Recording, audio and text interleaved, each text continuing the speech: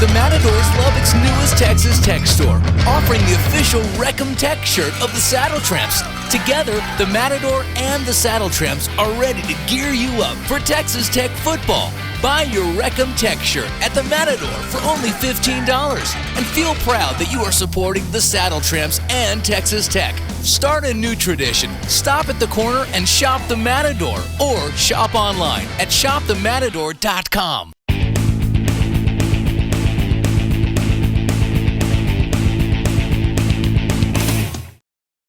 Hi, and welcome to this week's episode of Matador Express. I'm your host, Everett. And I'm Diego Gaytan. Diego is another staff writer here at the Daily Toreador, and he's the volleyball beat writer, so I brought him on this week to talk about the Texas Tech volleyball team's matchup this past Tuesday against Shishang, which is the Chinese national champion volleyball team. The Red Raiders won the first set of the match against them and battled hard. It was a back-and-forth kind of matchup, but they eventually lost in 5 sets. Diego, how did Tech look against the Chinese national championship team? Well, they look good. I mean, they used many of their players that didn't get enough. They don't get a lot of minutes during the regular season, but they took them 5 sets. It was a close match, and they matched up well against them in the first, third, and last set. Was the last set close? What was the final score of that last set? That last set, it came down to the wire. It was 13-15, and it was just back and forth. They just kept exchanging that lead throughout that whole set. Was the Chinese style of play, I don't know if Chinese volleyball is different over there. Was their style of play any different than that at Tech's? Mostly what the coaches and the players talked about. The way they played was really fast. The sets were fast, and they were really good with their blocking. And defensively, they played well. Yeah, although the volleyball team lost that international matchup Tuesday night, the Red Raiders soccer team and football team both got their first conference wins over the weekend. The football team broke its 4-game losing streak dating back to its game against Arkansas. They won their first Big 12 conference game, defeating Kansas 34-21 on Saturday.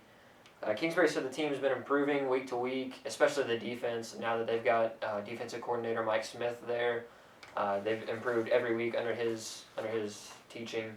Diego, what did you think of the Red Raiders' performance against Kansas? Do you think they looked good, or was it just Kansas is not a very good team and they were able to beat them?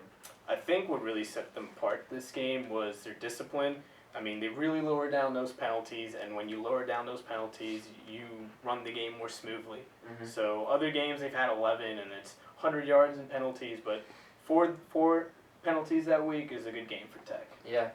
A big thing I saw, too, that's kind of been a big part carrying the Tech offense this week, it's been the play of DeAndre Washington. He last week against West Virginia, he set a career high in rushing yards. He went over 100 yards for the first time in a Big 12 game for him. This week he does that again, increases it even more. I don't remember how many carries he had. Somewhere in the 20s he had carries, and he ran for 164 yards, I think. So it's been a big point of the Tech offense this year. You know, Tech traditionally is a pass-first school, but DeAndre's been kind of changing that momentum, that mindset here, and running the ball a lot, which really helps set up the rest of the offense, and I thought that's been pretty good. Do you think Tech's got any chance of making a bowl game this year? They got 3 wins so far.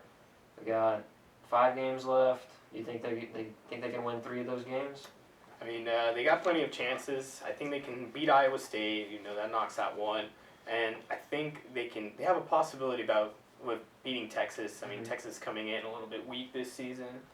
And if they have plenty of chances to beat these ranked teams. So I think they can pull off an upset here and there, and they'll get a bowl game and just edging in. Yeah, see, that's a big deal. I mean, I think Texas is kind of down right now, so playing Texas at home next week, fans will be pretty loud. It'll be right after Halloween, so I think that'll be a good game because neither teams are all that hot right now, but I think Tech can pull out a win there.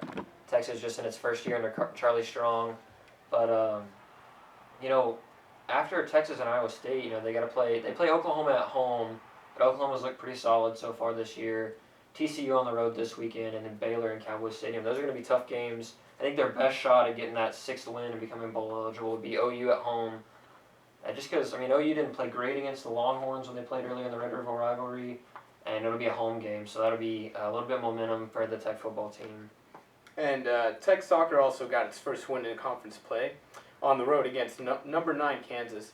Red Raiders followed their first conference win with another win against Texas Christian.